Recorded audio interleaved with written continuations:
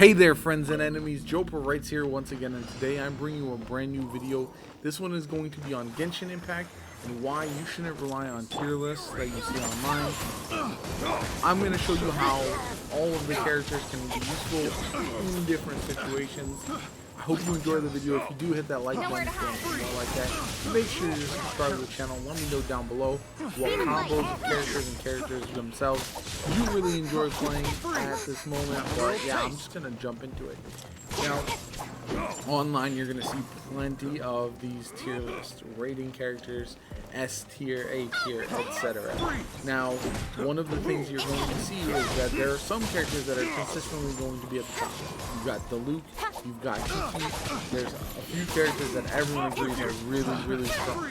However, the chances of getting a 5-star character like that are very slim, especially if you don't want to spend a ton of money doing gacha grabs. Now, where does that leave you? Looking on from the outside in?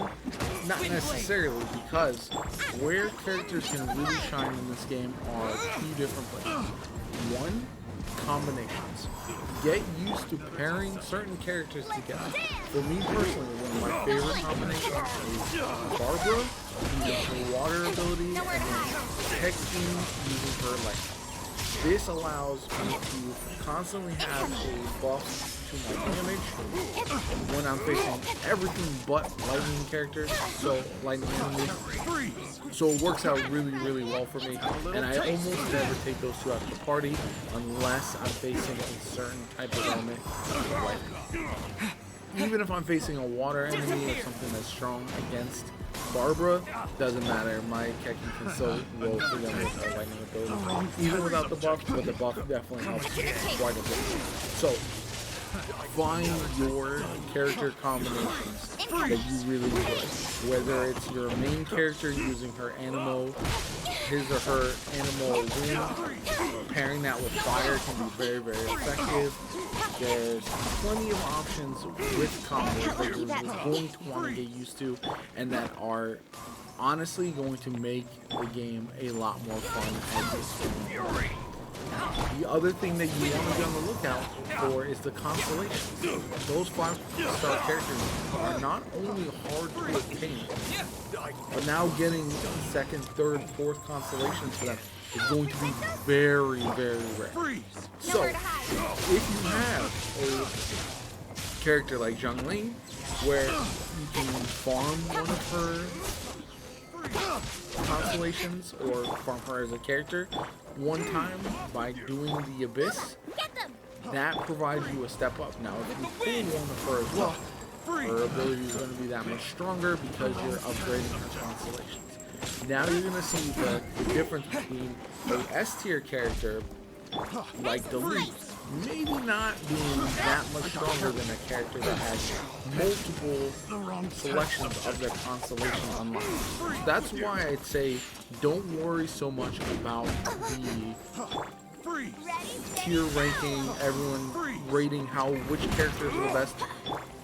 It's kind of luck of the draw. You can re-roll if you want to, if you just started the game, until you find the character combination that you really want.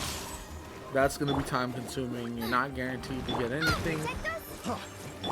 Definitely keep that in mind as you go forward, because there are plenty of characters that really can be a lot of fun.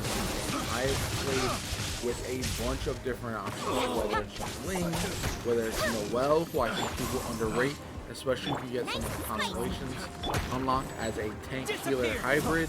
You've got plenty of those options, like I said, Barbara, your main character.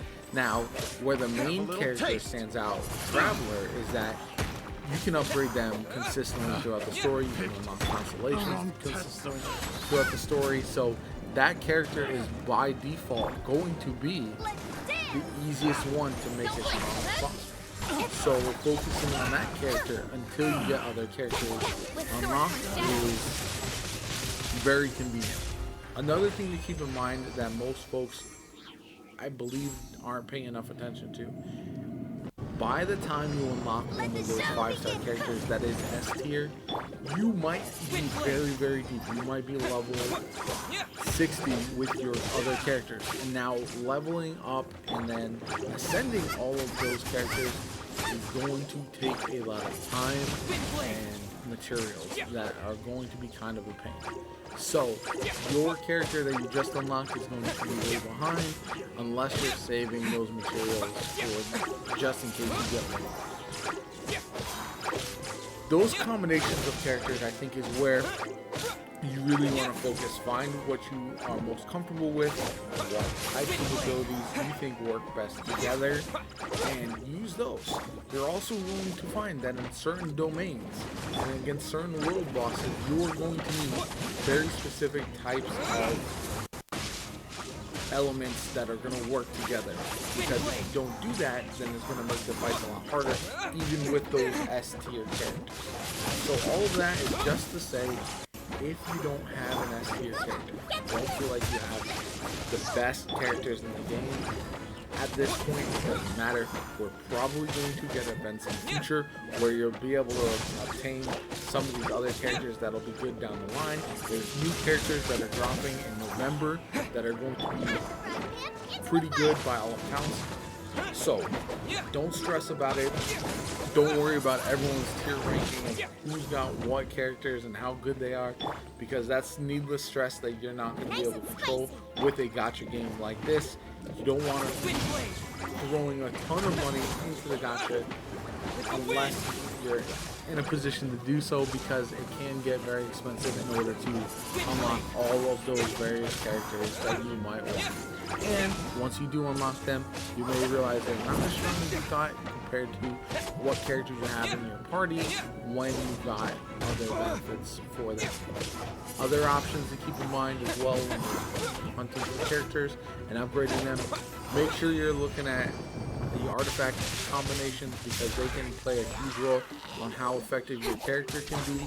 Make sure you're looking at the various weapons that they use and what buffs they might be getting from those weapons, because certain characters are gonna obviously prefer or work better with the specific artifacts with specific weapons that provide buffs that kind of coincide well with their abilities. So, to recap, do not worry about the tier list. Do not stress about which characters you have and don't have, because over time you'll be able to form a party that's going to be great no matter who you have on your team. Even if you have just the 3 characters that come with the game and that you can unlock through various events, all of them are going to be very good over time. You're going to be able to form a party that works really, really well.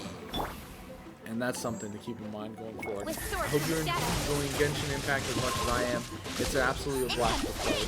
I can't wait for future updates. My name is JoPaWrites. You have a great day. I'll catch you all.